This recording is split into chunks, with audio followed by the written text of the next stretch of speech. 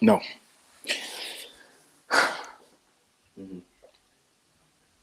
I don't know what it takes for him to, what it's going to take for him to start. Like, he's done nothing wrong. He's done nothing wrong. In case you guys wonder what I'm talking about my boy,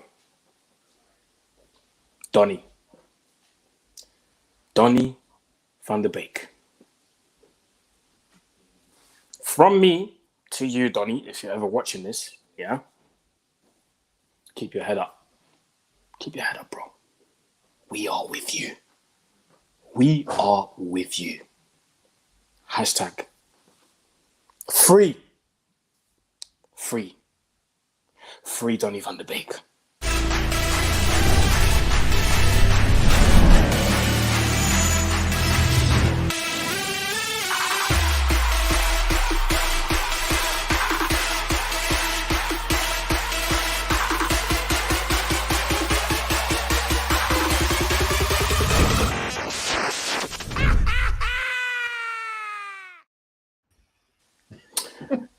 What is going on, people? Welcome back to the Football Terrace. You like that, didn't you? Welcome back to the Football Welcome back to the Football Terrace. This is That United Show. The gang's not complete yet. Others will be joining us, but I'm here with Neeks, Danny, and Elite KJ. Gentlemen, good evening. Or should I say in Dutch, in support of Donny. You know what's funny? I was enjoying that intro until you said keep your head up, because I couldn't, like, Tupac has a song called Keep Your Head Up, and he's talking about, you know, black girls are having crack babies in America at the time in the 80s. People are getting killed by police, extreme poverty, so many things going on in the ghetto. So he made a song called Keep Your Head Up. And here we have Aaron telling Donny van der Beek making over $100,000 a week 5 games into a season to keep his head up. You can't keep this stuff up. I love it. But yeah, how we doing today, guys? How we doing? I'm all right, man. I'm all right. Yeah, I've been pimping myself out on a lot of different streams today. So I'm at the end of my tether today. So no one tests me. No, I'm joking. But before we get started, before we talk about any topic that we have in store today for the viewers and for ourselves, I just want to say, I'll get to the super chat I'll get to your super chat in a minute, Prem Prodigy. I just want to say rest in peace to Jeremy Wisten. You guys know who I'm talking about, the young academy player, former Manchester City academy player who sadly took his life after being released. And I was on Sai's stream earlier, and I'm going to say the same thing here. Sometimes, and I'm speaking for myself and all of us fans, because sometimes we can get into our emotions and we say things that later on we look back at and we say, did I really need to say that? When we talk about footballers and we, criticize them on what happens on the pitch, and we keep it to, he wasn't good enough today, he was crap today, by all means, that's fine. Constructive criticism, he wasn't good today, this is what he needs to do to get better, this is what he needs to do to get better. That's fine, isn't it? But sometimes as fans, we forget that footballers are humans as well. And sometimes we just take it way too far. And I'm not saying that the kid was getting criticism online on social media, but we just have to remind ourselves that just like us, they have problems, they have issues, they may have mental health problems, but because they're in those high and prominent positions, sometimes they may not come out as easy as we do. Do you see what I mean? So yeah. Jeremy got released by Man City, got into depression, and sadly took his own life. Our thoughts and prayers are with his family. Those who've played, ball at a certain level before know how devastating it feels when you get that news, when you get called into the office and they tell you, listen, you're not part of our plans anymore. And it's a devastating feeling, man. So let's just remember that, the football business, as much as we like it and as much we see it as entertainment, as fans, the people that are in this business, especially the players, for them, it's a harsh world, man. It's a very, very, very harsh world. Every single day they're having to put up with fans like us who make shows like this, and just talk. No, but it's true, and talk about them like continuously. And yeah, it's so sad to hear, man. I was not well when I seen this news and when I read about it. It didn't sit well with me, man. And it definitely, I'm not saying this is a lesson, and I'm not saying that from now on I'm going to start speaking differently of footballers, but I just want us to remember, and fans that are watching this, just remember that footballers are humans as well, innit? So they may go through their troubles, but on the pitch, they're still doing their best to make us feel all right, to make us feel entertained. So yeah, man. Rest in peace, Jeremy Wisten. Yeah, man. Well said, bro. Well said. 100%. I think it is a lesson, and it doesn't mean it's a lesson that some of us aren't aware of already or we're not practicing already. But it's just a reminder, if ever you forgot that, you know, you said these people are human beings. And when he is 17 years old, and he felt that his life wasn't even worth living. At that point, he thought there was nothing more worth living that took his life. It really does bring everything into perspective. So yeah, rest in peace, man. Yeah, and that's why I have such energy for the press and the mainstream media when they go after football players. Like we've just seen it this morning and last night with Paul Pogba. We've seen it with Mason Greenwood and Phil Foden, Jack Grealish, Sterling. You see what I mean? Like you can list so many off the tip of the tongue, and that's just the tip of the iceberg. You know what I mean? There's so many players that these people go after because they like to act like they are no longer human, that they're toys, that they're here for our own entertainment. And if you're no longer making me happy, then I have a right to shout abuse and make you and put your life on blast. We're seeing footballers get criticized not for the football that they play, how good they are, but just the life that they live. How people get upset at players dyeing their hair, wearing colored boots. You know what I mean? Like, it's the smallest things, and people just need to understand, like, at the end of the day, we are only spectators of the sport. We are not spectators of their lives. We have no right to be saying anything about their off-field antics. And yes, if it comes out that they've done something illegal or wrong, you can condemn that. But if it's just something that is questionable, immoral, or something you don't like dyeing hair or dancing, keep your mouth shut. Don't look at it and move on, because at the end of the day, that's how they live their lives. So, yeah, everyone just remember that these footballers have got personalities. They're not robots. And let's just support the people. Let's support them as people. And the Sun, you man are pagans, fam. Like, screw you, man. Absolutely, I can only echo that. And this is going to lead us into the next topic. You touched on it earlier, well, just now, KJ, the Paul Pogba situation. So for those who don't know, there have been comments made by French President Emmanuel Macron yesterday, I believe.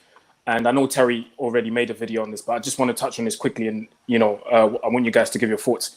KJ, you were very, very clear when you called in and you gave your opinions. Danny, after those comments were made, reports came out, fake reports obviously now, confirmed by Pogba, that he was going to quit playing for France and this, that, and the other.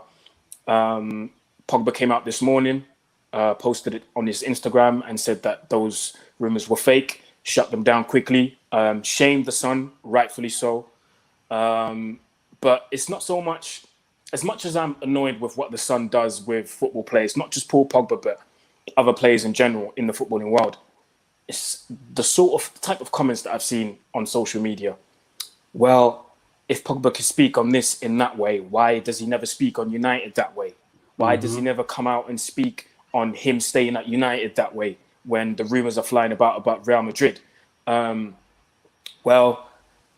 This is about, the president making those comments, and if Pogba can defend those comments, or it's not, no, what was the comment again? Paul Pogba's making it about himself again. He's making it all about himself, and he's putting himself in the spotlight and all these things. Can I just say salute to Lincoln for that retweet and calling that particular comment from particular person. Yes, Lincoln, I put that on blast, fam. I put that on absolute blast. Even when the person... funny? Go on. Sorry, Kate. Yes, you know what's funny, Aaron? Like, I've got Yes. a 2-year-old. I've got a 2-year-old that wakes me up every morning at about 5:30, 6. So when something like this breaks early, I see it. Yeah. As soon as I saw that story, whatever time it came out, I didn't even know about the Sun. I heard about it from the Middle Eastern or French online paper that actually broke it. The Sun broke it here. Okay. As soon as I saw that random website that broke this story, that really and truly a credible outlet should break, if Paul Pogba really felt this way, straight away my spidey senses were up like, nah, this is nah. And I just put my phone away. I saw what Lincoln said when he retweeted what that person from the United stand said. And I was just like, I'm going to wait for Pogba to respond to this because something doesn't smell right. This seems like... Then I found out about the Sun doing what they do. And again, look, if you know the Sun, they've probably... I'll be honest with you, right? I'm going to keep it real. They were probably rubbing their hands when the story broke. Absolutely. And it came through their press room because they've been on Paul Pogba's neck for a minute. They've been assassinating Paul Pogba's character and sending dog whistles out about this man for the longest time. But they've never ever had something like this to link Paul Pogba to. You know, let's keep it real. We're talking about a right-wing newspaper and Islam. So you should already know what's involved. So the opportunity to throw Paul Pogba's name in the mix and make him a target, which the Sun they've been painting a target on this man's back for so long, it's disgusting. Yeah. I'm already at the point where I'm just like, I'm happy that Paul Pogba's going to sue them. It's about damn time. And football players need to do this more. I know they've got money, they live in a bubble, they're conditioned and trained to ignore these things, but they need to start suing these outlets like the Daily Mail and the Sun more often. Daily Star, Daily Express. These certain newspapers that are only relevant because they spread nonsense for a particular type of audience. So, you know what? Kudos to Paul Pogba, man. When I saw him go to the lengths he did to explain just how disgusted he was, it reflected how I felt about the situation. Quite frankly, how I felt about how the English media have treated Paul Pogba since he's been a Manchester United player. So, yeah. On one hand, I'm disgusted. On the other hand, I'm happy because I'm like, yeah, I want to see where this goes with this lawsuit. And I think, obviously, as Aaron said, as Man United fans talking about, why can't he speak about debunk transfer myths about Man United or him being linked elsewhere. If players were debunking transfer rumors every time they come up, they wouldn't be able to do their job, and we'd be criticizing them for their performance on the pitch because they'd be too busy debunking all the transfer rumors that have no validity about where they're going or their future or this or that. This report from the Sun was an attack on Pogba personally, not to do with where he sees his future, where he wants to work, where he wants to live, who he wants to be as boss, whether it's a fallout with this person, that person. This is an attack on him as a human being, because the comments apparently that Macron made, I haven't seen it properly, so I don't know for sure, but from what I'm reading, it's to do with condemning Islamic terrorists. And by the Sun doing the report that they did, they're basically saying that Pogba would be endorsing Islamic terrorism by quitting the French national team in opposition to what Macron said. So you are attacking him as a human being, his integrity about what is right and wrong in the world, not to do with where he sees his future in terms of work, because this is work to him. So it's not even something that you can compare about debunking transfer rumors and basically someone being linked to terrorism, which is actually illegal. Where if he comes out and says, I support that, then you can get done for that on a legal level. If he comes out and says, I see my future at Real Madrid, we just get mad on the football terrorists. Like, it's not, you can't compare the two. So I think, and I think that mindset shows that we are so, and when I say we, it doesn't mean us individually, but as a society, as many groups of people, we're so warped in our own individual, what's the word? Like aspirations and goals, things that we personally want. So we want Pogba to stay, and he must come out and say it, and nothing else matters. No, these people, as we just spoke about, they have lives outside of football that are more important sometimes than what we think is actually important. So I think to be comparing the two is convoluting two issues, and I think it's very, very wrong to do that. I agree. On top of that, it's always interesting when, like, Harry Maguire, don't get me wrong, I support Harry Maguire, right? But I support Pogba as well, so I'm consistent with these things. For those people who supported Harry Maguire who's been convicted of a crime, and then were quick to call out Paul Pogba, like, I don't understand the logic. I don't understand. It doesn't make any sense. It exposes people. And I've said this before. football's a really, really great place for certain people to hide, innit? They can attack people with cold words and moan about particular things without really saying how they truly feel. Do you know what I mean? These type of stories just remind me, just like there's some dark places in football I prefer not to be. I don't want to be in them corners. I'll just put it that way. And you know what? With those comments that Pogba made, and when he said that enough is enough, and the Sun have, you guys done it again. I think he's not just talking about the Sun, but I think he's taking a dig at, some of the other things that were said about him, whether it's on TV by pundits or on the radio or by anyone. I think he's taking a dig at those people as well. What do you think, Flawless? Like, do you think Pogba came to a point where, like Raheem Sterling, he's just like, yo, you know what? F this, man. I've got to speak out, bruv, because these men are taking the piss. That's it. When is enough is enough. Even the most laid back person, you can only slander for so long. This guy must see on a daily basis and on a weekly basis incorrect things spoken about him. And if it was to do with his profession, I think he could take that. I think most professionals can take that in terms of people critiquing, being critics of what you are doing professionally. But when people start talking about his social media and like what he does on Instagram, a 20-second video of him dancing on Instagram has nothing to do with anything football related. That has no bearing whatsoever on how good or bad his next performance is. Nothing to do with it. You get me? If you are black and in your mid-20s, we dance. This is what we do. Like, this is normal. Just for anybody who don't know in it. Culturally, you get me? Like, if you are black, I don't even know all you man like that. I know if we go to a shops, all you man are partying and shaking a leg. This is just what we do. You get what I'm saying? So add into that being rich as well. Of course you're going to do that. People were going crazy about him dancing at his brother's wedding. It's his brother's wedding. His wedding, a wedding, bro. It's crazy. It's his brother's wedding. People are like, oh, he's injured and that. I've had a swollen ankle. You could still shake a leg on it. You can do a little two-step. You can do a little two-step. Like, you can still do a little two-step. You get what I'm saying? You can still do the electric slide. You just can't do the massive hop, fam. You know what I'm saying? Come on, KJ. Facts. People talk. Go on, Neeks. Continue. No. I was just gonna say in it. People, you know that, like, even if you're a bit injured, you get me, you can still shake a leg. So I'm just saying all that to say I think this is probably the final straw, considering you're talking religious and how close that is to him. I'm not religious, but I'm sure if somebody is, I'm sure people who are religious, as we know with Pogba, they take that faith very, very seriously. So then when you attack them regarding that, of course they're going to react. I'm so happy he's suing the Sun. It's about time. I think more major publications need to be sued. They need to be held accountable, because these lot just print stories, no sources. People take it as gospel, and then it affects you in a negative light. Like, they could print any story. Even if it gets debunked, even if Pogba sues and all that, it's already been planted. It's already in your mind. Yeah, and that's what a lot of these. You know that it's lies. You know that it's wrong, but it's been planted. So anytime he does something or says something that you don't like, that memory, that whether it's conscious or subconscious, comes back and causes you to act in a certain way that you might not even realize why you're acting like that, but it's already been planted. So I'm not saying that they shouldn't. He should go and sue, because that might prevent them from doing it to other people. Of course.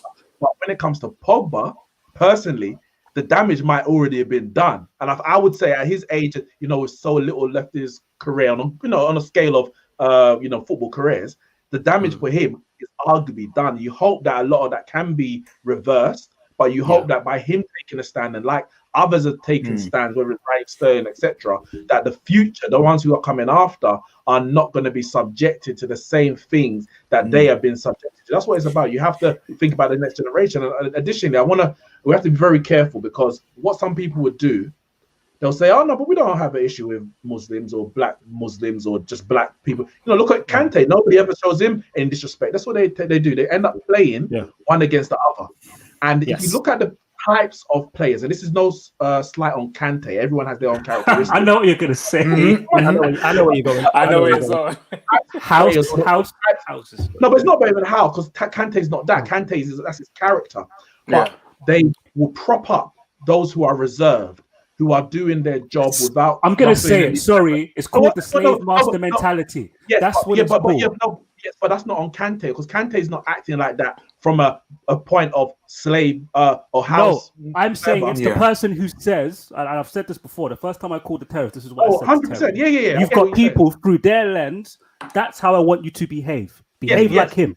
Yes, correct. Do what he does. Keep your mouth shut. Stay low key and smile and be happy you're here. Yeah. Don't be dancing. Don't be extravagant. Don't have haircuts. This isn't a slight on Kante, because that might not be his character. We're not saying force you to go out and buy a flashy car and get a fancy haircut. You can grow hair, I'm not sure. Or if you want to do a few dance moves, that's your character. But don't try and play one against the other about this is how you should behave and not that, because that's what they do a lot. You see when Aubameyang, when he came over here and all they're talking about is fur coats and his fast cars and his snazzy haircuts. But now that he's banging goals, they can't say nothing. But now he's on a battle on a form. You're going to start hearing it. 375,000 a week. He's lazy. Yeah. He's not here for this. Why don't you have someone like Eddie Nketiah who just goes about and runs and tries hard? We have to make sure that we don't buy into it, because as long as we continue buying into it, they're going to continue perpetuating that. So the power. Listen, a part of it is a lot of these men are just sauceless, isn't it? They eat their chicken bare, no the salt and pepper, fam. That's what it is, fam. They have no seasoning in their life, and then they can't stand other people getting a good flavor in their life, fam. That's what it is. I'm putting culturally, there's a lot of differences, fam. That's what it is. Deeper than that. It's a rejection. No. You know what? I was actually going to agree. Sorry, I was actually going to agree with KJ. That was going to be my point before he spoke. I think there's a lot of, and I'm not saying it's people's fault, but there's a lot of cultural differences as well. Like, I think we all know, but certain people might not. You go to the suburbs of Paris right now, there's a bag of man there with their hair colored, fam. Red, blue, green, pink, yellow, like you name it. Do you know what I mean? So you go to the Ligue 1 right now in the French league. Bruv, I always said, if Graham Souness was ever to commentate a game in Ligue 1, he would lose his head. Because there's a bag of men in the Ligue 1 right now with coloured hair, fam. Do you see what I mean? So I think it's a cultural difference, and there's things that we are used to that certain people are not used to. Do you see what I mean? So I think it's all about not necessarily accepting certain cultural differences, but just adjusting to it. Okay, this is what they do over there. All right, cool. Just like I didn't know, like all South American man drink that thing that they hold in their hands, like it looks like a flipping bowl. I don't know what it is. Like, is it tea? Do you see what I mean? Like all these Spanish guys, if you watch pre-game, they've got like a little bowl, like a kind of a straw. I don't know what that's called, but that's what they drink. And I was like, what's that? I adjusted to it. I don't understand it, but I adjusted to it. Do you see what I mean? So maybe that's what people need to do. That's what you should do as just outside of football, just as a normal, decent human being, is adjust to people's cultural differences. Not everybody is going to be like you. And it's like, you should understand that. And in the footballing sense, what color your hair has no bearing whatsoever on your performances on a football pitch. Zero. Because if that was the case, everybody would have the same color hair in it. If blonde was the color that everyone was cold, everyone would be blonde hair. Do you get what I'm saying? Everyone would dye their hair blonde or blue or red. Like, that's my problem with this, innit? That we are speaking about these things. Apparently, you know it's called Matic. That's what it's called. And it's herbal tea. That's what they drink. I didn't understand it, but I was like, all right, cool. If that's what makes you play good. On Flawless's point, like, why is it that a player has to be playing as well as Ronaldo to be flamboyant? Or to what's it? So you have to be performing, otherwise you can't be expressive. What? It makes completely no sense. Flawless is talking about him shaking a leg. Where do we see Paul Pogba shaking a leg? He's shaking a leg with his brothers and his mother. Yes, more times everyone knows. He's not getting caught slipping at 2:00 in the morning like Wayne Rooney smoking a cigarette.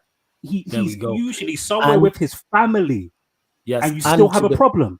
And to the point, he's very and to the point, and to the point as well, smoking a cigarette. That's something I'm annoyed about, because that does affect your performance on the pitch, because that affects your body. That's all I'm concerned about when it comes to Manchester United players.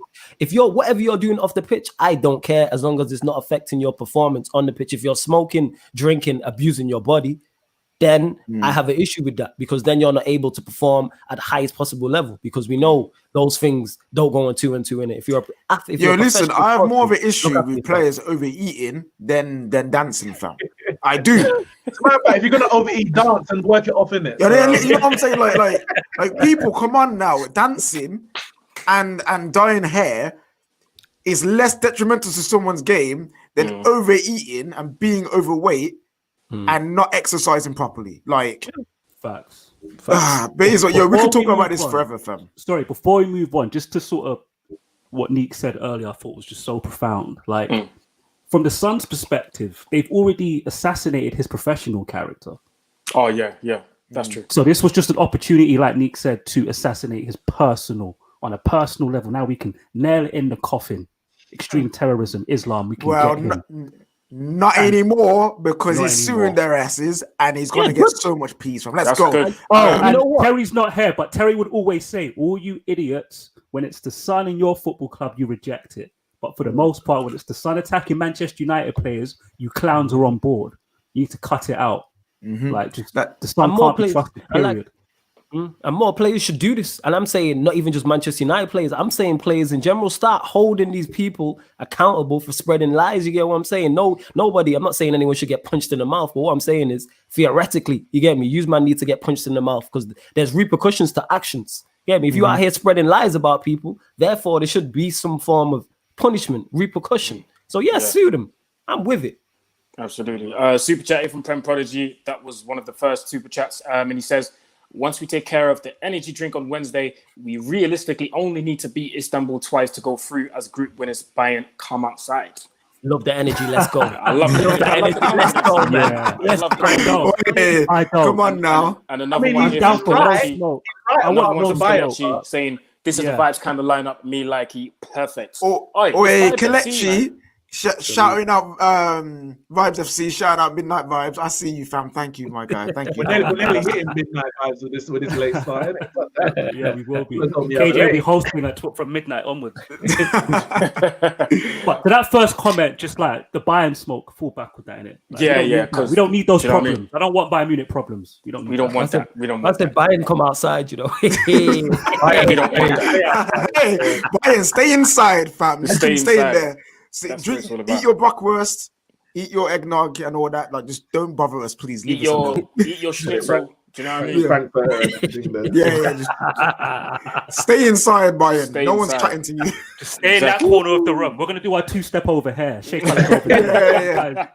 You know what I mean? We'll do a two-step. You man could do backflips over there. It's cool. We'll stay at the break. We're not getting into the break. You know the man in the like. There's a dance off in the club, and then everyone's doing normal dance moves. Then one guy starts doing break dances and flips and that. You're just like, why you gotta ruin stunt on everybody for, fam? Like, why? To get all the attention and that. Do you know what it is? It's like we're doing our two-step, and you see man forming a circle, and you're like, "Yeah, no, I'm gonna move away from this because they might." Before you get pushed in the middle and get but guys, let's go back in time a little bit. Saturday, Manchester United 0, Chelsea 0. I know we probably all talked about this before. Everyone gave their comments, but I just want to touch on it quickly, and I want to talk about the reaction from us fans. And certain fans reacted quite normal to it. Certain fans reacted quite extremely to it. Certain fans were like, who could Aaron be talking about? I wonder. I got no idea. Who's he referencing on his phone? Now, listen, I'm going to talk about myself, and I said that I wasn't happy, man. I just wasn't happy with the result because I felt like the game, it couldn't have been won. I feel like it should have been won because of the way, especially in the second half, because the first half was dead. Let's just be honest. It just looked like there was no intent whatsoever to even try and score. I mean, at one point, for those who were watching it on Sky, Saeed, man. Remember what I told you off air?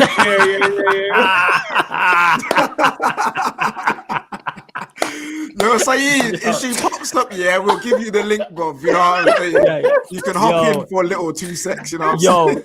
I just want to say to people, if there's a football podcast you need to watch, it's Straight Jacket podcast on United Central from today. Trust me, that was no composure, a mess. Morata FC settings from the start. I'm telling you, go see settings in it. Go watch that in it. Like there was just no composure.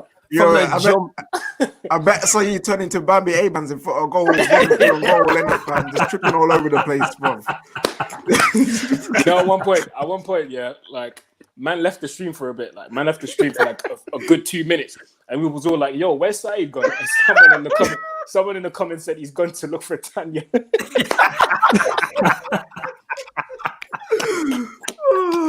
Oh my god, yo! Anita says plug the podcast name. Just go on YouTube, yeah, and type this in. Hold on. There we go. Type in United Central and the most recent podcast. Expressions was on there as well. Shout out to X. He did a cameo. Yeah, shout out X. Oh, that was funny. That podcast, I enjoyed it. Woo! Daniel James composure running. Daniel James running down the wing. Oh gosh. Oh Lord. Yeah, Kalechi was on it. Kalechi saying, that was the latest podcast. He knows. Yeah, I'm crying tears again. Yo, my God. Yo, I'm telling you, that shit was hilarious.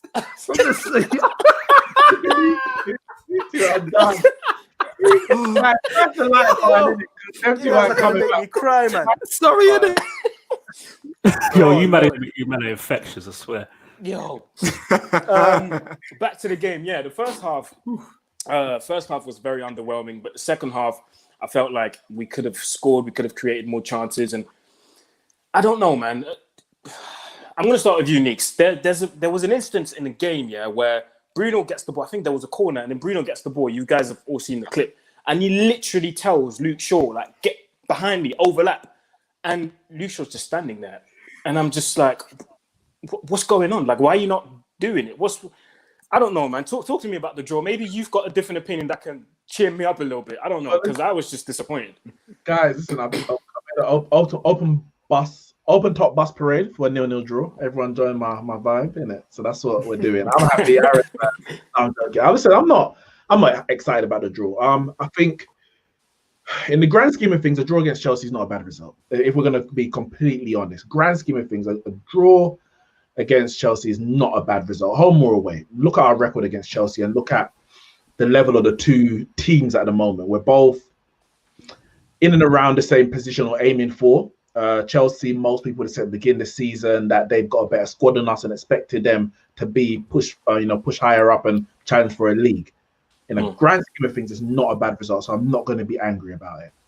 But based on how the game went and how we saw it going, he said after the first 45 minutes, the game was there for us to win. Start of the game, I would never have said that the game was there for us to win. I was like, it's going to be tough. Chelsea got danger in Pulisic, Werner, Havertz, Mount, etc., etc. But the way the game went, Chelsea came for a draw. And as the home side, we should have clocked onto that very early. I think it took us probably about 25 minutes before we realized, oh, Chelsea don't actually want to score today. Okay, all right, let's take the ball from them and let's try and dominate. We should have clocked very early that Chelsea came for one thing, and we should have gone a bit much stronger earlier, much harder earlier to get a goal. I think the lineup was a bit too defensive for my liking, even from the start of the match, even not knowing exactly what Chelsea were going to do, was a bit too defensive. Now, I'm not going to complain about certain players not playing when you think Telles wasn't in the squad. So I'm assuming fitness was an issue because it couldn't have been the performance. He performed very well against PSG, and Solskjaer's not an idiot. He ain't dropping him because he played bad against PSG. So it can only be fitness.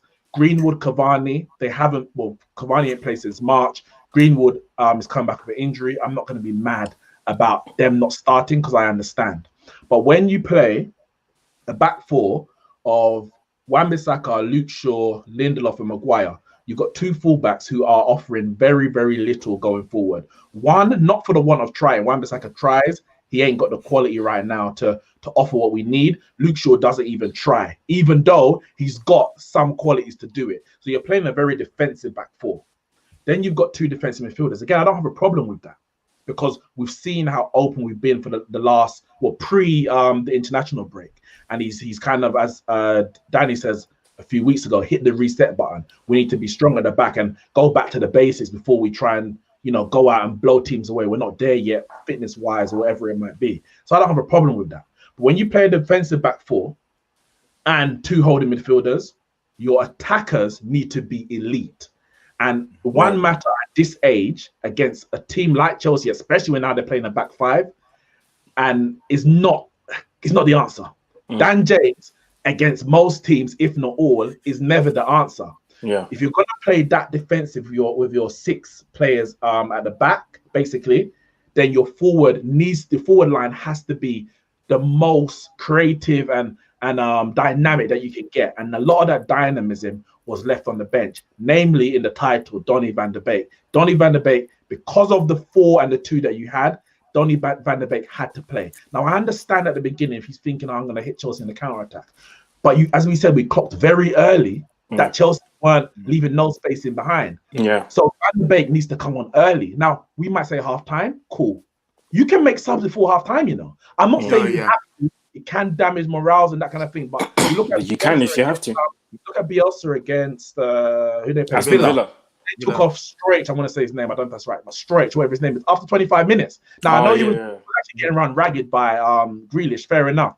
But it means that you can make changes when you realize that the game something needs to change in the game. And I don't think we had enough creative and attacking ability on the pitch for long enough to say, you know what, we are going to get this win. We made changes before 60 minutes. We brought on Cavani, we brought on Pogba. But we could have brought them on 20 minutes before half time. That's how defensive Chelsea were. So we started too defensive, and it left us just a bit too much to do in the last 30 minutes. If anyone deserved to win the game, of course it was us. But we can't come out of there like, oh, we got robbed. We didn't do enough. Yeah. Guys, remember to like the video, subscribe to the channel, and share the video as well. Also, subscribe to the newsletter. Make sure you sign up to the newsletter as well, so you get all the latest news on the football terrors. So make sure you do that. It's at the bottom of your screen as well. Sorry. Like, share, and subscribe. It's road to 200K. We're nearly there, people. Nearly there. Danny, we're going to talk about Donny at the end. I want to talk about Leipzig, yeah, boys? Let's talk about Leipzig Wednesday, back in the Champions League.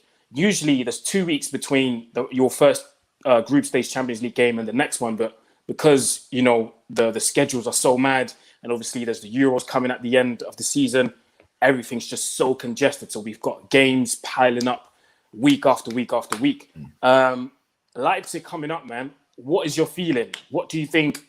How do you think, Ollie's going to set up the team? What's the personnel going to be like? What's your feeling on Leipzig, knowing obviously the manager Nagelsmann, who we talked about many times on this channel? We've discussed his tactics and how he plays, what his philosophy is, and how he likes to set up his teams. What's your feeling on the game against Leipzig on Wednesday? Well, when it comes to the lineup, I'm not going to second guess Ollie anymore. There's no point. That's why if you see my tweets before the game, I do a score prediction, a potential formation prediction, and for the starting lineup, I always say I don't care. The team that is picked has to perform. I'm not going to cry about lineups no more. We're at home, but we're playing a very, very dangerous team. And at this stage, it's very, very difficult to anticipate what Ollie's going to do. What I would say is I actually think he's navigated the team and the squad to this point very, very well. Paul Pogba should start tomorrow. I'd be shocked if he does not. Wait, is it tomorrow or Wednesday? It's Wednesday. Oh, is it Wednesday? My bad. Yeah. So Wednesday, I think Paul Pogba will start. Martial will start. I think. Personally, do you think we'll go for 3-5-2 again? That's the thing. I've never seen. The only team I've seen Ollie play 3-5-2 at home, I want to say, is City. Even when we got the draw against Liverpool last season, didn't we play 4-2-3-1? No, we played 3-5-2. That's the thing. 3-5-2, yeah. And I'm surprised Ollie went 4-2-3-1 at home against Chelsea. So I don't know. I want him to play 3-5-2. I'd like to see a 4-4-2 diamond. I think we can only play 3-5-2 if Taylor is available. And this is the thing that people need to understand. Basically, from now to the end of the season, I expect Ollie to rotate between all of these formations. We don't have a squad to stick to one formation and navigate every potential variable. 2 injuries in certain positions and we're done. Formation has to change, ideally. Even on the weekend, 4-2-3-1 weren't the one. A 4-4-2 diamond or a 3-5-2 would have been better. Ollie went with a 4-2-3-1. So I don't know what he's going to do, but I think we'll see the same strategy we saw for the last 2 games, which is, for me, stay in the game for an hour and then go and try and win it once we've got past the hour mark. Literally. And I know we're talking about Leipzig, but in games like that, me growing up watching Manchester United in the Champions League, this is why I loved Van Nistelrooy. Van Nistelrooy is my guy growing up in primary school and early secondary school. Yeah, he was. One chance. This is what Rashford, and you know how I feel about Rashford, Aaron. Rashford should have won that game for us against Chelsea when he got that big opportunity for the 1-on-1. He should have. In the Champions League, when games are close, it comes down to one big chance and you should take it. You don't miss those chances. And that's what I see against Leipzig. I think it's going to be a close game. It don't matter what team he puts out. 4-2-3-1, 4-4-2 diamond, 3-5-2. He's going to keep it tight for an hour and then go for it.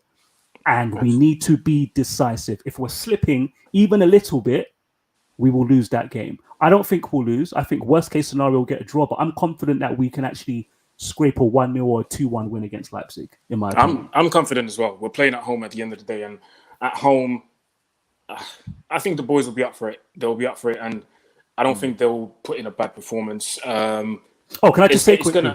One other thing. Van der Beek ain't starting. But yeah, like I said, we'll get to him at the end. Super chatty from Prem Prodigy saying, whatever happens against Leipzig, normal playing in Kazakhstan before Coronation Street has even started. The mighty Reds are back in at the big table. And with Bruno Fernandes, how could I ever be worried? Well, I want to say something wild here. Yeah, go on, KJ. Yo, we need to stop acting like Bruno can play every game. Like, he will also, like we've seen with Matic, like we've seen with Pogba, like we've seen with most of our midfielders over the course of last season, Maguire, like all our players, Martial, Rashford, they got ran ragged. So man needs to get dropped at some point. Not because he's dropped, rested, whatever you want to call it. He needs to not be in a starting 11 because, boy, he's played every game so far. He's played every game so far, and what's going to happen is that he will get exhausted. He will then start trying to do more risky balls, and therefore not be the Bruno we need him to be. Right, we love Bruno Fernandes. Would you say right now is the time? Against Leipzig, I feel like right now is the time because we've got a fit and hungry Donny van der Beek. He's brought in to do this. He's been brought in to do this. Why can't Bruno? This guy. Say going wild in the comments, bro. He's going wild. I said that loud, Pat. Loud back, you know. I'm trying to stay composed over here, yo. Continue your point, KJ. Now is the time to be using someone like Donny van der Beek, who's got Champions League experience. He's not a youth. He's not Palestri, who's never seen Champions League before. You know what I'm saying? He is an experienced player. These are to play games where we can be like, Bruno, all right, cool. We know that you're quality, but there's a lot of games to play in a short period of time, and we need you.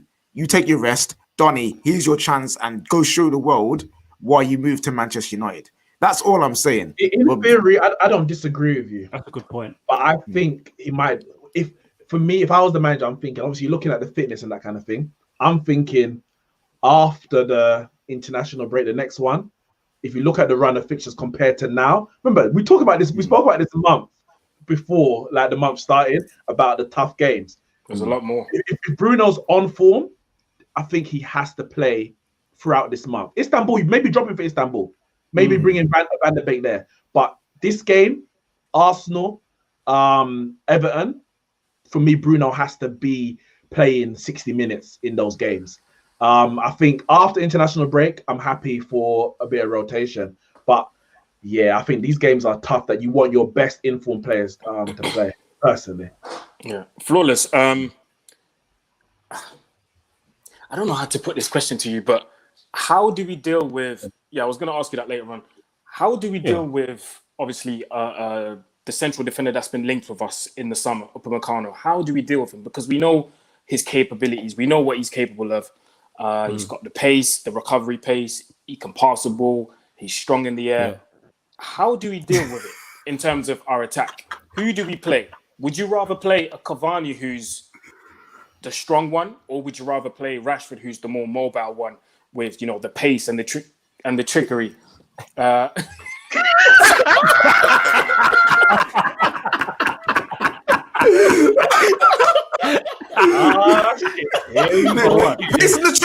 Pace in Here we go. Aaron. Say that again. Yeah. Aaron, before you continue the question to me, you get me? Say hello. I promise, like, and even it's been a weird these past few months, and knowing out.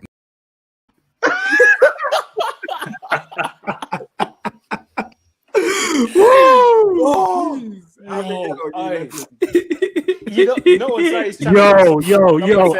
Yo, did you see? Someone said this is Zane's burner account, fam.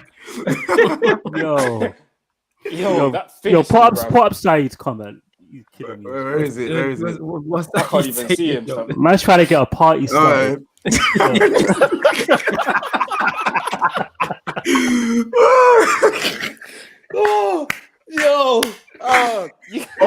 This is getting clipped when the gal them run through, fam. You know what I'm saying?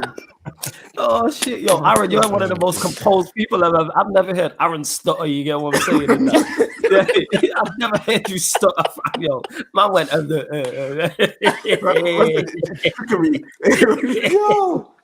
Yo, man, go on, fam. Yeah, I know that's your in it. You are finished, fam. Yo, what you saying, Paul, is who do you start? Knowing that Upamecano's obviously going to start the centre back that everyone seemed to buy at one point. Who do you play? Yeah. Would you rather go for the strong one in Cavani, the finisher, the more composed guy, more composure than me, obviously, or would you rather go for Rashford, who's the mobile one, who's going to keep him busy, running in the channels and the skills, the skill set that Rashford has to go past players and all these things? Who would you rather play up front?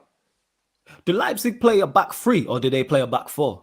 Well, in their last game, they played a back four, which was an exception because obviously that tells me that obviously Nagelsmann was trying to keep his strongholders on the bench and bring them on later on so that they don't get injured and stuff like that. So, but usually they always play a back three. They play Upamecano. Forgot the other guy's name. Clusterman at the back as well, and Willy Orban. Is it? Orban, that's it. Back three of Upamecano, Orban, and Halstenberg. That's what they usually play. He's not. Halstenberg doesn't play left wing back. No, because Angelino plays left wing back. Oh yeah. No man. Angelino plays striker. You need to see his goals in the first game. He's a left wing back. But if you watch his first goal against Istanbul, like great touch by the way. The way he received the ball, the little flick with his right foot to the left, and then the finish. I think Angelino is going to be the most dangerous man on the field. I think we need to be careful. Don't underestimate Sabitzer as well. That guy. I was going to get to him as well. Sabitzer as well. Austrian international baller, absolute baller. He's one of those his finishing is incredible, and we need to be careful to not give him space because when he gets a tiny bit of space, he can manage to open up for someone else or to do you know what I mean, or to finish himself. And I see a guest coming on here. I don't know who it is. Oh, it's Manny. It's Manny. Okay, let's see. Manny 10-15, you know. Man said 10-15. Nah. Yo, Manny trying to get involved in the festivities. That's what that is. Manny, he was like, yo, I want piece of this and that. What's going on here? Manny was like, forget this. I want involved. But in terms of whether it's Rashford or Martial's obviously available, you have Cavani available. Also, I'd say either of them, hey, don't play on Upamecano, play on the other two centre backs. But I'd like to see us play with two strikers. I'd like to see three at the back. Play three at the back. That's what I go with, because then you can play two strikers up top. And then when you play 3-5-2, as we know, it depends on, there's plenty of variables. How are we going to set up? Are we going to try and play and be more dominant and play on the front foot? Or are we going to try and hit them are we going to be absorb and then hit them on the break? So it's variable. You never know. Donny touched on it with Ollie. You never know what lineup he's going to pick. You don't know how he's going to approach the game. So I'd like to see us be a bit more on the front foot. So I would play Rashford with Cavani. I think Rashford's running will make space for Cavani. And I think Cavani... No, Martial. That's a good point. See, that's the Martial. He has to play. Remember, he's out of the league game. He needs minutes. He needs minutes in his legs, man. He needs minutes, but even when he's played, and I'm a big fan of Martial, he's not played well recently. When he's not played, Rashford has been the better one. Cavani looked bright when he come on, but you can still give Martial minutes.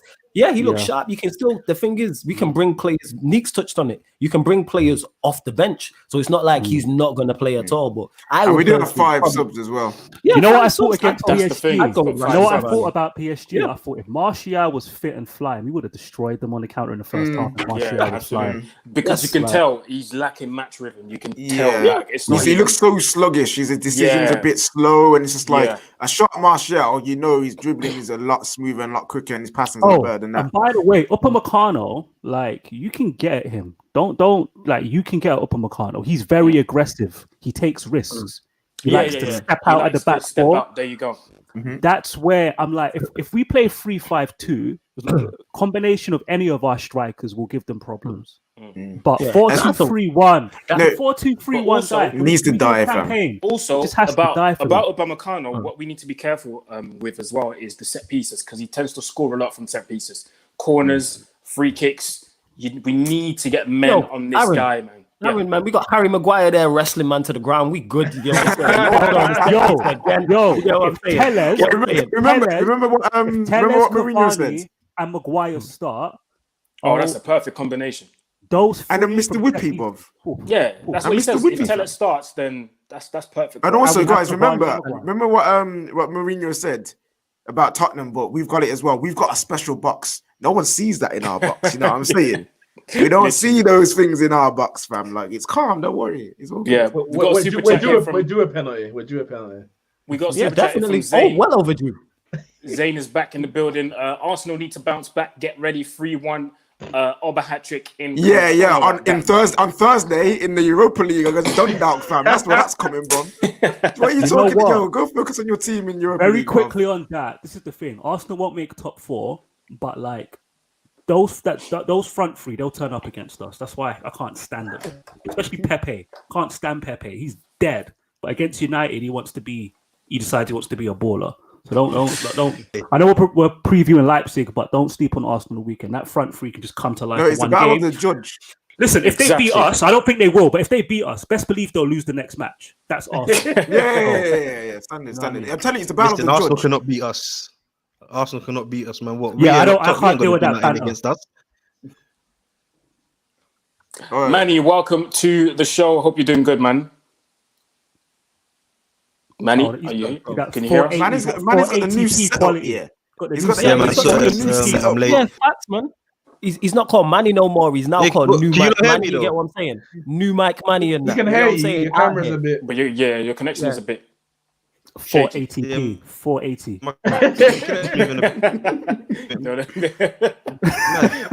Try and jump out and jump in again, bro. No, he's playing the freezing game. He was playing that freezing. He's like, oh yeah. In that game on. Leipzig presses like a madman. This is a super chat from Jonathan Kim. Don't start Pogba. The thing is, I was gonna talk about their pressing. Their pressing, I compare their style of play to Leeds, but I think the way Leeds play is to a higher level than Leipzig. Leipzig, when they lose the ball, when they don't have it, they're animals. They want to get it back as quick as possible, and they'll do everything and anything. If they have to gang up on you with 4 or 5 players, they will do that. They will do that because Nagelsmann's going to be on that touchline screaming and shouting for them to get the ball back. And when they do, that's when they calm down and start playing again. So we need to be careful in midfield that we don't play people that don't know, that give the ball away too much, people that lose the ball too easily. We need to be careful because basically we can't start a midfield besides Donny and Beek. I've got a question I want to ask. What I'm saying is, don't start with McTominay because have you seen that little sequence where he lost? Yeah. I said this before. Fred McTominay, you played him for 3-4 games in a row, they'll just get worse. That's just how they are. I want to just ask Flawless a question. So we've been wanting to see Paul Pogba in an advanced position for a while. He's been coming on and playing in an advanced position. No one's given any credit for that, which is strange. I just wanted to make that point quickly. Right. But I don't know about you, but seeing Paul Pogba finish that game against Chelsea in an advanced position and then seeing Bruno finally as an 8, which we've been screaming for. Like, is that what you want to see? Because you and I, we like Paul, he's talking about Paul Pogba being pressed. I think if you press Paul Pogba, if he's playing as a 10, that's a different kettle of fish than pressing Paul Pogba You took the words right out of my mouth. I was just about to say to that comment of what Aaron was saying. Paul Pogba is not a 6. Yes, he has the number 6 on his back. If you want, he can still be effective in the 6. But if you want to get the best out of him, play an attacking midfielder, which he is, in an attacking midfielder role. If Paul Pogba wasn't 6'2", 6'3", as strong as he was, we wouldn't be talking about him there, innit? You get what I'm saying? But his best attributes are offensive. His passing, his creativity, his shooting, etc. But for some reason, we want him picking up the ball on the edge of our box from David De Gea, which is crazy to me. So it's like play him higher It's up the because pitch. he's the only one who can play those quarterback kind of passes in the team, and it's the choice. The thing is, I don't like it either. I want to see Paul in the advanced role, but as a manager, it's like how you can fit him in so many different ways. They just tend to be like, we'll just drop him deep because we can get him to spray the balls long and with accuracy and stuff. And that's great. And that's great because again, his long passing is good and he can spray quarterback roles. I mean, he can play the quarterback role and spray passes. But if you give him a free role, say as a 10, I'm not even saying as a 10, I'm saying just give him a free role. He could maybe drop deep and pick it up. There's nothing wrong with that. This is the whole point of a free role. You are free to do whatever you want. And if you give Paul Pogba a free role in the correct team, in a correct setup, we've seen it when Oli in his interim job. Pogba went on a madness. When he had Herrera and Matic into him, Pogba literally had a goal and an assist every game. And he wasn't playing as a 10. He was playing as an attacking. I think if you play a 3 at the back, you don't need to play 2 destroyers in the midfield. You can play Fred. And Bruno. You play Fred and Bruno. No, okay, but if you did look at the end of the the PSG game. I know we went to a back 4, but we had who do we have on the pitch? Fred McTominay, Bruno, and Pogba. Yeah, so I'm playing 5-2-1-2. But listen, if we go with a 3 at the back, you go Fred. If you want to go Fred and Bruno and Pogba behind the 2, or you want to go Fred and Pogba and Bruno behind the 2. Either way is fine because that 8, whether that's Fred or Pogba, can play further up because you got a free. That's why you play free. So you have a cover. You don't need to play. I understand against PSG playing McTominay and Fred because you're coming up against Herrera. You're coming up against Idrissa Gueye. You need those legs. You need the energy. But especially at home, you want to be more on the front foot. Yeah. So you can, like you said, if you're playing a 3 at the back, you could drop, say, a McTominay or Fred if you want to be on more of a front, play Bruno in there, or you could play, and with the 3-5-2, why I like it so much is because you can play 2 10s if you want. You can play a Pogba and a Bruno in 10s, or a Pogba and a Donny, or Donny and a Bruno, or if you really want to be adventurous, you could play 3 10s and drop one of the strikers. You have options. You know what I'm saying? Yeah, you got options is what I'm saying. Yeah, flawless. Are we gonna see the kamikaze effect happen? Nah, man, these man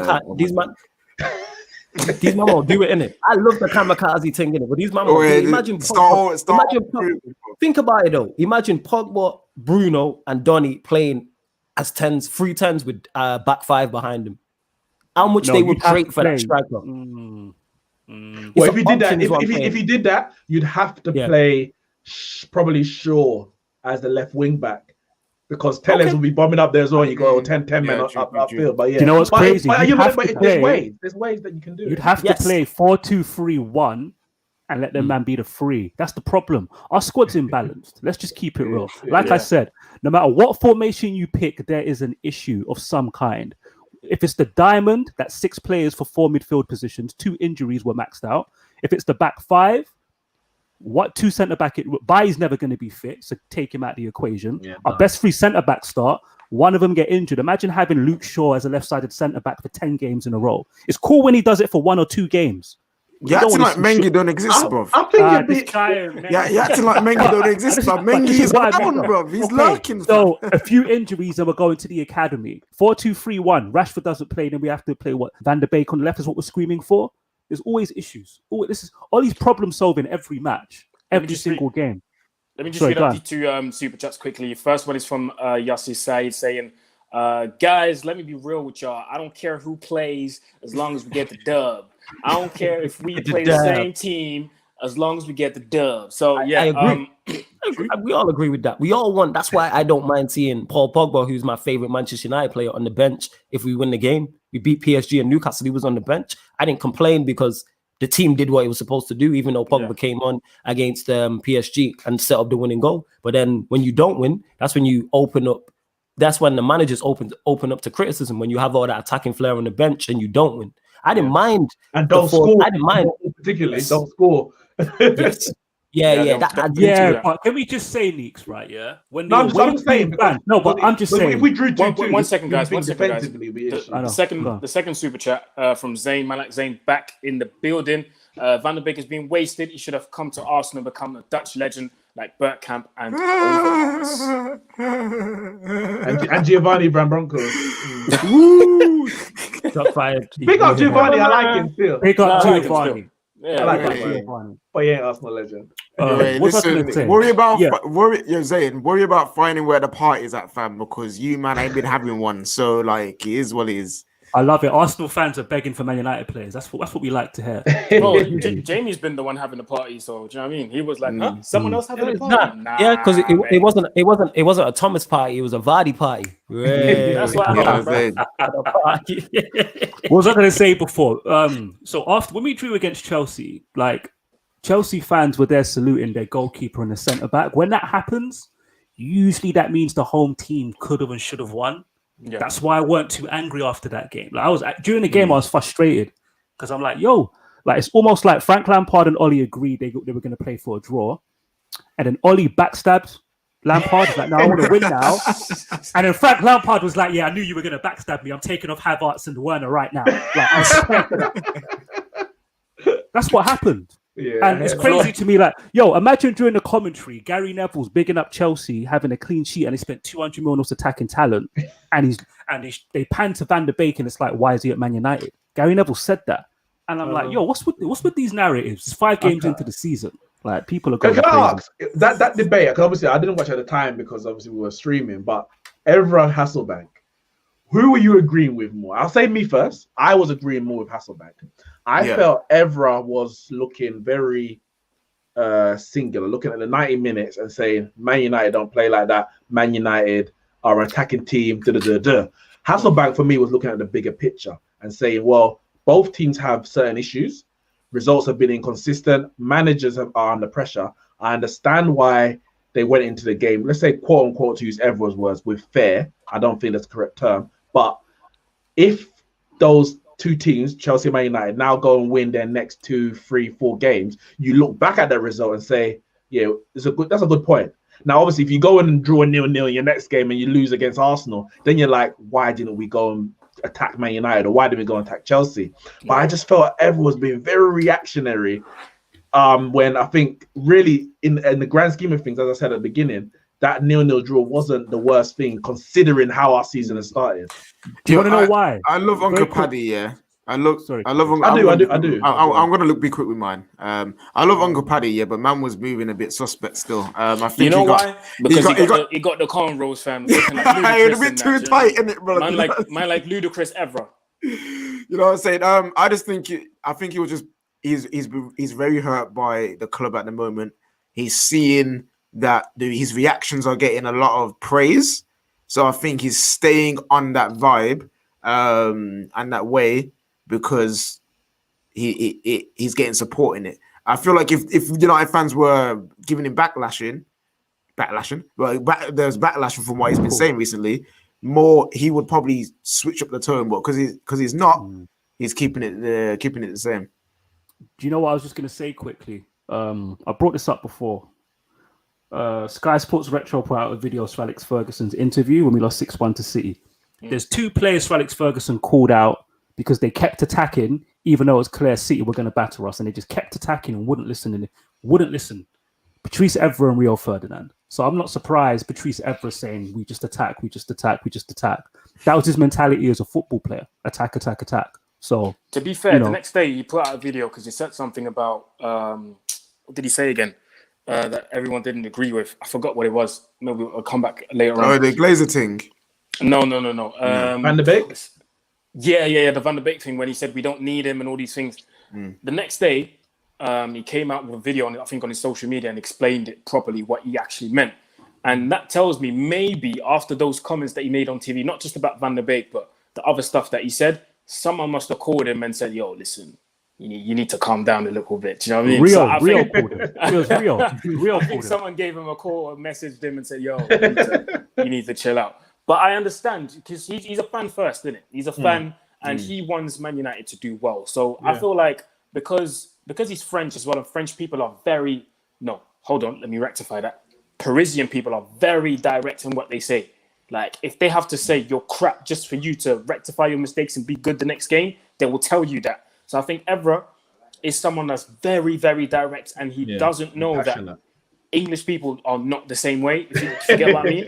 So I think, he's a fan first, isn't it? So I understand when he comes out with those kind of quotes, but I know at the end of the day, he just wants the best for United. He just wants what's best for United. I think it's time to get into the main topic of this video. First of all, super chat from Zane. Flawless, how can you say Pogba was your favourite United player? He's been average for the last 4 years. Bruno has already done more. And there was another one, but I think I missed it. No, I'll got it here for you, bro. You got it? There you go. Thank you. Zane wants to talk. Wasted. Think 375k to Aubameyang missing in action. I heard to the field. I heard to the file to waste. Man's missing report for Aubameyang and that clown DT. I didn't get that last sentence. But we are going to move on to Elite. Our team is still higher than you. After what, 5 games, fam? Relax, bruv. Like, last time this happened, we finished 3rd and you man finished 8th. So it's all good, baby. You know what I'm saying? Relax. All right, guys. Is Manny Free back? my guy, man. Free my guy. Free my guy, Donny. Do you know what I'm saying? Am I back? I don't know. Yeah, you're back, bro. Can you hear me? You're back. Yeah. My internet got hijacked. I don't know what's going on. Hijacked. I got this nice setup. You work for the side or something? No. Hijacked, you know. Bro, that's the Glazers. No, someone took over. Everyone at the club, because they know that you're about to say a madness. But my guy, Donny van der Beek, man, he's currently locked up. I went to visit him last week. He locked up, man. He's doing the bid, man. He's doing the bid. You know what I'm saying? He asked me to send him some money, man. He wants to. How did they call it again? I forgot the name. What's that? I forgot the name of what, fam? There's that thing that Americans say, like when you get money in jail. What's that? I forgot. Oh, put money on your books. Yeah, something like that. Commissary. Yeah, you asked me for some commissary, man. You know what I'm saying? You asked me for some commissary, man. He want that commissary, but yeah, he locked up, man. But yeah, Donny van der Beek, man. Another Dutch former player came out, Marco van Basten, and it's weird because I never hear Marco van Basten say anything really. Came out and said that, you know, you know what, Aaron? Because the last time you said come out and said something, man got cancelled, fam. So let's just leave it at that, fam. But yeah, actually, let me start with you, Manny. Donny van der Beek, man. Why do you think has he frozen again? He's frozen, been hijacked, man. Ed Woodward, man. He's a chat to Ed Woodward. Hijacked. All right, cool. I think Abigail was hacking him, trying to get on the stream.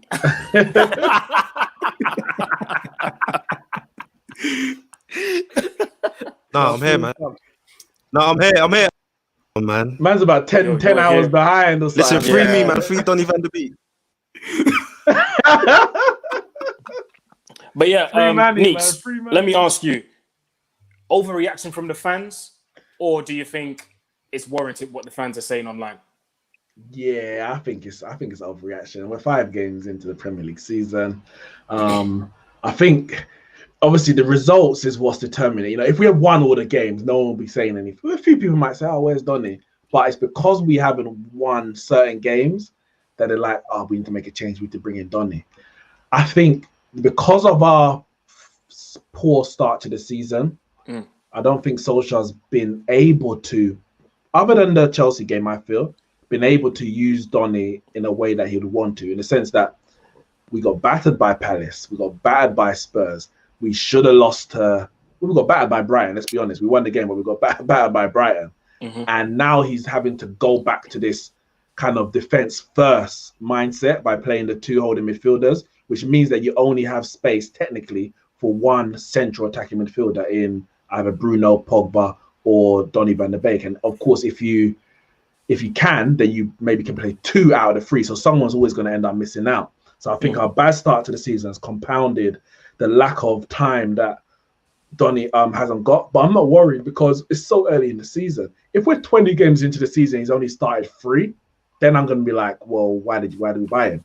But because it's so early, I'm not concerned. And I think it's an overreaction because our results are so up and down that our emotions are all over the place. That's just reality. And so you're going to get wild statements or wild reactions from a draw, a person dropped, a person starting, whatever it might be.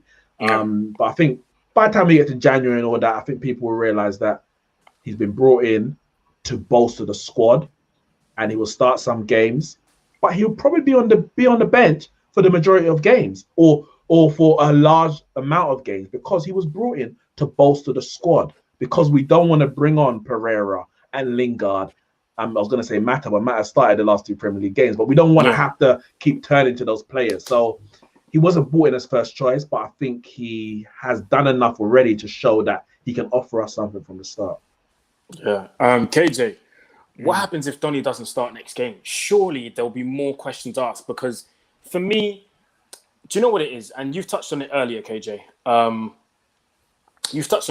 We're not talking about someone who has come from the lower leagues and has never played at the highest level. We're talking about someone that's coming from, in my opinion, one of the best footballing schools in Europe, which is Ajax. As soon as they sell a man, it seems like they're never bothered, because as soon as a man leaves, they just look at the academy, they go, oh, we've got 2 more man of these. All right, cool, you man get in the first team. So we're talking about someone that comes from the best footballing schools. We're talking about someone who's got experience despite his young age. We're talking about someone who has experience in the Champions League, probably the most out of everyone in our squad, but maybe barring some of the players that have been there for a long time and that have played in the Champions League for a long time. He's got experience, and we're talking about someone who went to the semi-finals of the Champions League, not just getting there because they got lucky. No, they went to the semi-finals of the Champions League convincingly, beating and he the was a likes big of part Tottenham, of it as well. He was a big part of it. beating the likes of Juve, convincingly going to the Bernabeu and slapping Real Madrid. Do you know what it takes to go to Real Madrid and slap these guys up in their own backyard? Like, you've got to have like balls of steel to do that. And these men just went there and had fun. Like, we're not just talking about a dead player. We're talking about someone with pedigree here. Dutch national team. He is an integral part of the future of that national team, because at one point it looked like they were going through a transition, trying to get the old players out, get the new ones, the fresh, the young ones in. He is a part of that. So to me, people are talking about the pre-season and he's not played because the Dutch league got locked off earlier than everyone else, and he hasn't played. He's played 90 minutes twice with Holland in 2 internationals. So for me, that's a reason for him to start already. So I don't know, man. What happens if next game he doesn't start? KJ, what happens?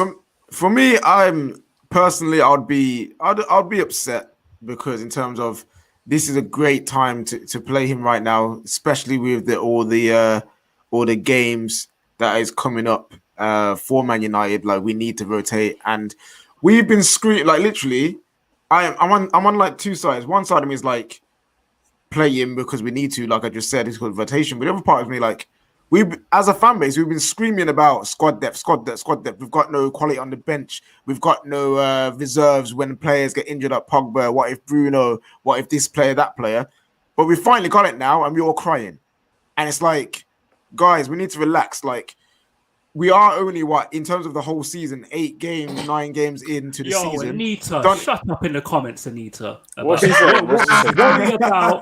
Worry about your manager that's flipping clueless Frank Lampard talking about Ollie. Stop it. I'm glad you said it. I'm glad you said it, Danny, and not me, because she'd be like, "Oh, why is Nick always on my back?" I ain't saying nothing. You see how humble she was on the preview? So fake. That's the Anita I know. Oh, yeah, leave it. But anyway, yeah, like no. Let's not leave it. Shots fired. Go on.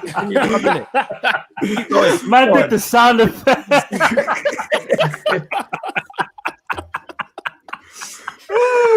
Do it again. Shots fired, in it. They're bombs and that.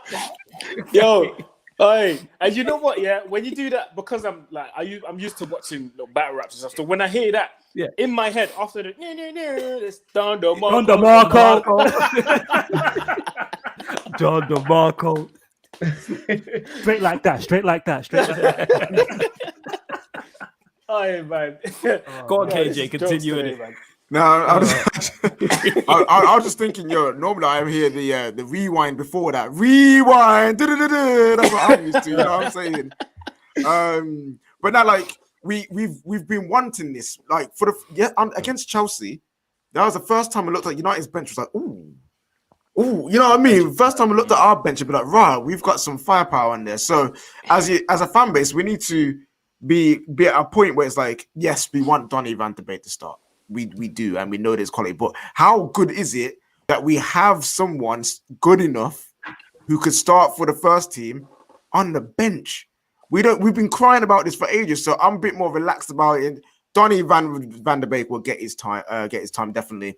If Paul Pogba leaves at the end of the season, and we didn't buy Donny van de Beek, and then we bought him afterwards, we will all be screaming, why are we paying 60, 80 mil for this kid? We got him for 35. You know what I mean? We got him for 35 million now. We've got him now. We've got a stagnant field.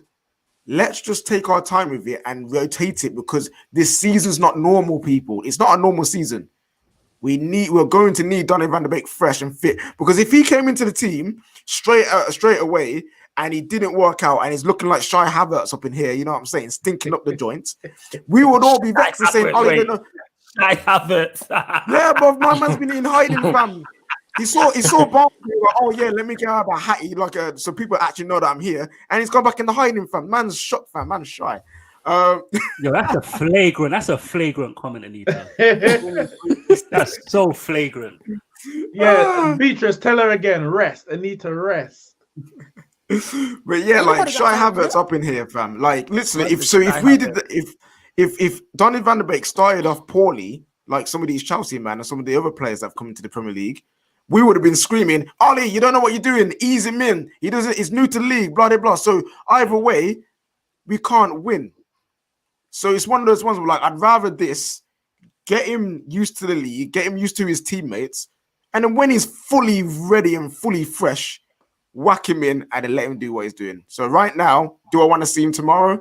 On Wednesday, sorry? Yes, I do. But if I don't see him, I'm not going to be like raging. I'm not going to be like, what, Ollie don't know what he's doing. I'm like, cool. Now, if it's 15 games down the line, if it's 20 games down the line and we're still in some situation, my tone is going to be a little bit different. You know what I'm saying? But right now, I would not trust Van Basten with any public speeches ever since he got removed from FIFA, fam. You know what I'm saying? Like, he got removed from FIFA 20 for a reason. So, Marco Van Basten, my guy, rest a bit. You know what? Go think about your actions and then chat about football after like 2 years, fam. Super chatty from Cress Welsing saying, for a team that has scored 9 goals in 5 Premier League games, 6 points behind the leaders, and won 3 out of the last 7 home games, 0-0 versus Chelsea is about par. I think people like to the guy's comment here who's commented, like, we drew 0-0 against Chelsea. It's not like we drew 0-0 at home to Fulham. Chelsea are still Chelsea. Arguably, they finished the same level as points of us last season also. So it's like our closest rivals. Is it a great result? No. Is it as bad as people have been making out? No, it's 0-0. Nick's touched on it. 0-0 at home to Chelsea is not a bad result. What happens after this? Like, if we go and beat Arsenal and then beat Everton, it's a great point. If we don't beat Arsenal and don't beat Everton, then it's a bad point. I think Hasselbank was spot on the money when he said that. Understood it's further down the line. Like, you have to win battles to win the war. Okay, let's see it. So we'll see. We'll see how the war ends. By the way, on miracles, Arsenal are most likely going to miss David Luiz, which means Mustafi has to play. And we all see what happened when Mustafi came in against Leicester. Jamie was having a party. And Everton, Richarlison is out. Suspended with a red card. And Leipzig got the injuries too. The Ollie Judge. Are we home or away? Are we home or away to Everton? Away. Everton away. Better. Let me put because teams that listen, Chelsea played for a draw. That was the problem.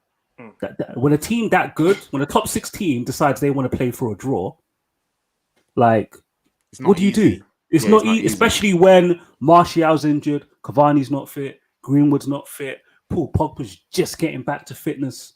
Like, there are so many mitigating circumstances.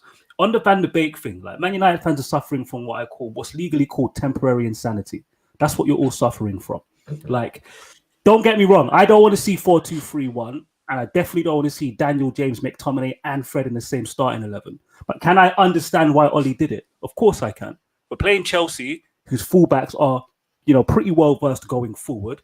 Do we want Juan Mata and Van de Beek being the two guys we need to track these fullbacks for 60 minutes?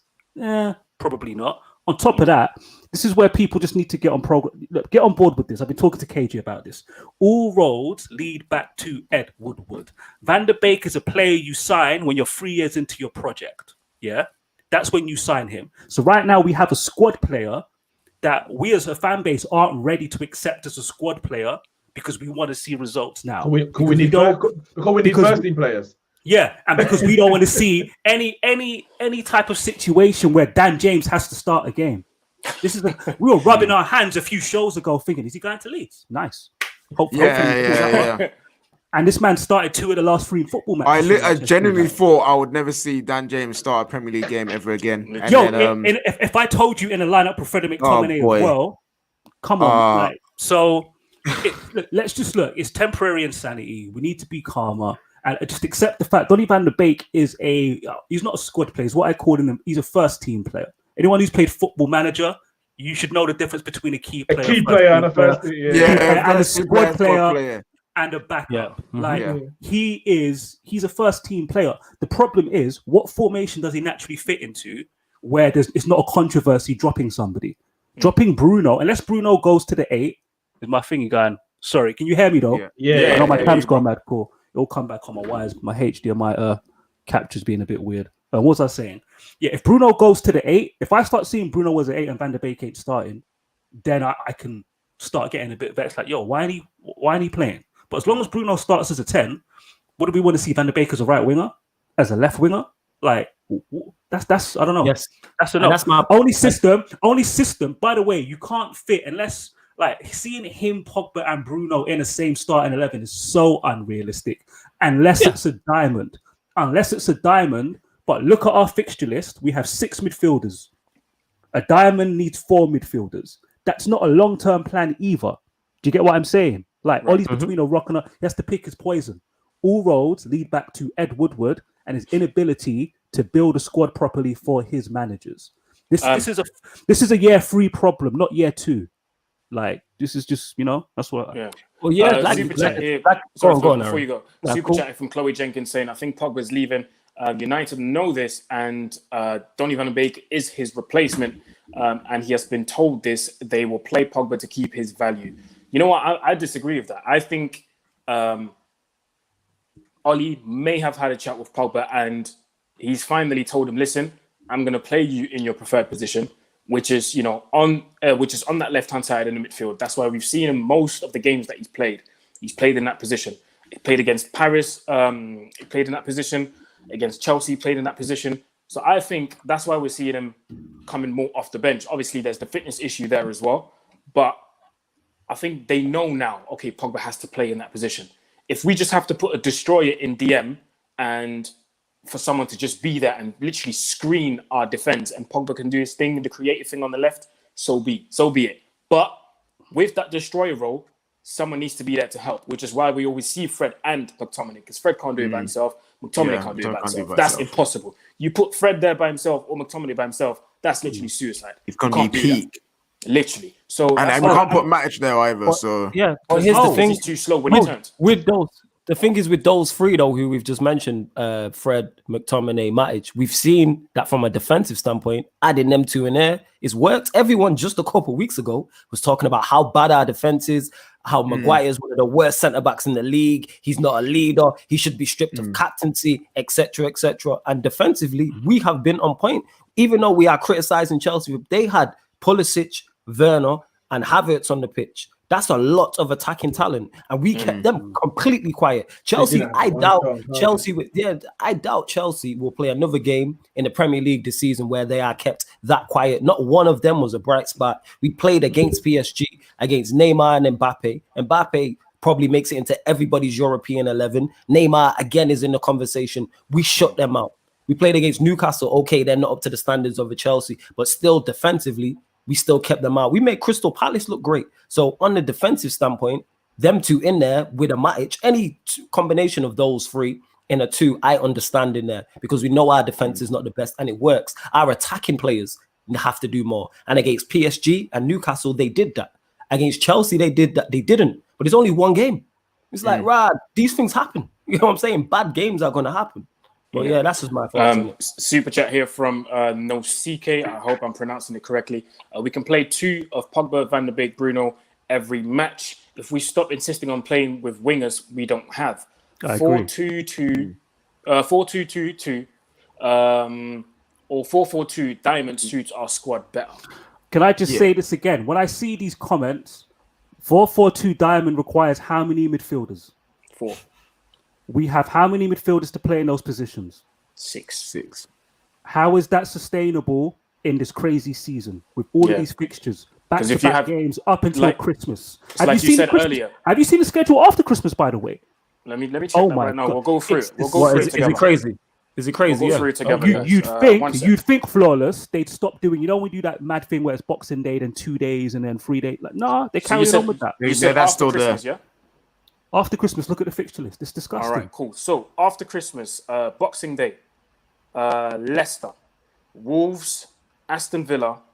Look at the dates. Christmas. Look at the dates. All right, cool. So 28th, 26th. So Boxing Day, Leicester. Sorry, after the next international break in November, look at all of the fixtures and the gaps in between them all the way through to January. It's gross. So you've got the 21st of November, West Brom. 3 days after that, we're playing Istanbul at home.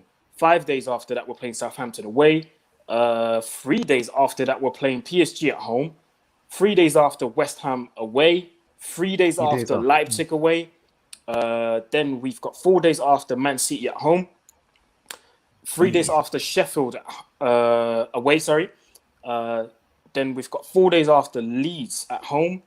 3 days after, Everton at home. This is where it gets tricky. Boxing Day, 26th of December, Leicester away. 2 days after, Wolves at home. 3 days after, Villa at home. What's that Villa game? What's the date of that Villa game? What's the date of the Villa game? 2nd of Jan. Oh, thank God! I thought it was going to ruin my birthday. All right, good. All right, cool. Keep going with it. So it's two games a week. It's 2 games a week. Basically 2 weeks. Sometimes 3. The one I'm focusing on is 26th. We've got Leicester away. The 2 days after, we've got Wolves at home. That's criminal, man. You lot then with this Donny need to relax, man. Look at how many amount of games he's going to play. This is what I'm saying. There's games to be played. Ollie said this already. He's going to play games, people. He said, chill out. He's going to play. Yeah, he's going to play. There's games to be played. Everyone needs to relax. Also, you know what this means, yeah? We're reloading. We're loading up Marcus Rojo once again, fam. Like, it's going to happen, bro. Now, you know what? To be fair, I've read reports that Wolves want to take him on loan in Jan. Yeah, we can't do that. Sheffield as well. Sorry, can I just go to war with this person, the CK in the comments? Mata plays on the wing for us. He doesn't play as a 10. He's not part of that midfield quartet. So, it's 6 midfielders for that position. But it's not. Guys, listen. We're gonna reload Marcus Rojo, fam. Like, man. Stop it. Wait. Rabona's at the I'd rather play Mendy, fam. Stop it. Rabona's at the ready, man. I remember it's Rabona. Remember his Rabona meant to play Rojo, fam. I remember Rabona's at the ready, man. Remember his Rabona. You know what I'm saying? Let's go in it. Let's go. Yo, I think this time last year, didn't Phil Jones get a start against Sheffield United? Yes, he did. And he had an absolute nightmare that game. That was when we drew 3-3 away, innit? Yeah. And he did everything he could. Absolute stinker. Sometimes you watch Phil Jones and you're just like, yeah, he wants to do something bad today. You can tell you got bad mind mentality, like bad you know. Do you guys remember when this thing came out when we lost to West Ham away and he was sat there and Woodward was in front of him and we all tried to figure out what he said because we were trying. Yeah, that was mad.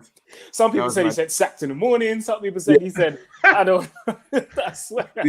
And then Woodward turned around and said something like, it's a shut up or something. Yeah, shut up, yeah. Listen, United is like a series, isn't it? Every season something's happening. And so far, we've got the Greenwood saga. I feel like every season something happens. We've got the Maguire thing. We've got what's it? Romero. Romero's wife is going to war with Man United, fam. Like, the missus on the front line. So let's list it. Romero's wife going ham. Harry Maguire getting into a bust up with Greek police and getting arrested. Aaron Wan-Bissaka having his Dubai debacle and then getting outed by a FOT on Instagram. And then also Greenwood, wait, speeding as well. He got caught speeding too. And so now we know why. Triple threat. Mason Greenwood getting caught by some Icelandic FOTs, not even just standard UK, Icelandic ones. Paul Pogba catches COVID-19. What have I missed? Have I missed anything? Eric Bailly just being Eric Bailly, you know what I'm saying? Probably. And by the way, these are the things that we know about. Yeah, you got to remember, Rojo's still here. We offered Phil Jones to Championship and League One, and everyone said no, fam. Yo, listen, you know what? The CK said the point. Listen, Dan James is our best winger. Dan James is our best winger. He's our only one. All right, you know what? I'm not having that, man. Because of that comment, that's going to be the end of the show. I'm not having this. Honestly. No. I'm being honest. Like, we're going to round up the show. Guys, thank you very much for watching. Everyone that's tuned in, thank you for the super chats. Remember to like the video, subscribe to the channel. Hit that like button, man. Subscribe to the channel and also share the video. Get involved in the comments after that. And Anita, calm your skin down. And also sign up to the newsletter. Make sure you do all of these things. We're almost at 200k, man. Subscribe to the channel. Hit that like button right now. Yes. Follow all these guys on their social media accounts and on their respective channels. You can see the names there beneath them. Make sure you follow them, interact with them, show them some love. That was it from us today. We'll be back next week. Well, this week on Sunday. Hopefully we'll be talking about a dub against Leipzig and a dub against them pagans, man, from North London. So make sure you tune in again on Sunday. We will be back. Call the judge, man. Let's go, man. And obviously, free my guy Donny, man. Free Donny. That was it from us, guys. Like, share, subscribe. We are out. Peace.